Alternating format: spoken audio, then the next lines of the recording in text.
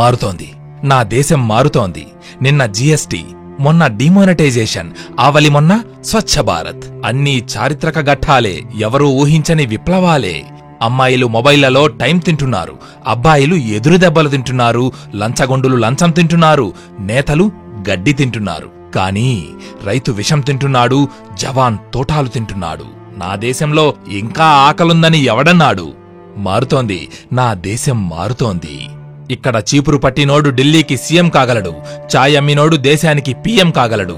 డిగ్రీలు, diploma చేసినోళ్లంతా Facebook, వాట్సాపుల్లో బిజీగా ఉంటారు. ఇంకా నా దేశంలో నిరుద్యోగం ఎక్కడుంది? నా దేశం మారుతోంది.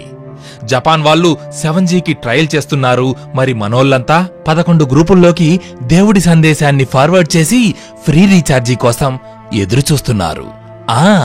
మారుతోంది, నా దేశం మారుతోంది. మన దగ్గర అగరబత్తులు 2 రకాలు, ఒకటి దేవుడి కోసం, ఇంకొకటి దోమల కోసం. కాని వాటి వాసనకి దేవుడూ రాడు, దోమలు పోవు. మారుతోంది, నా దేశం మారుతోంది. కడుపు మాడిపోతోంది, అయినా యోగా చేయిస్తున్నారు.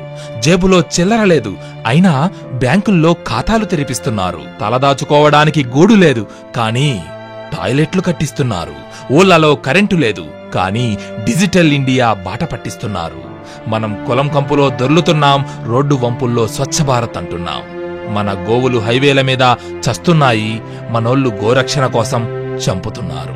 డేటా ధర తగ్గుతోంది, టమాటో ధర పెరుగుతోంది. ఇప్పటికైనా అర్థమయ్యిందా? మారుతోంది, మన దేశం మారుతోంది.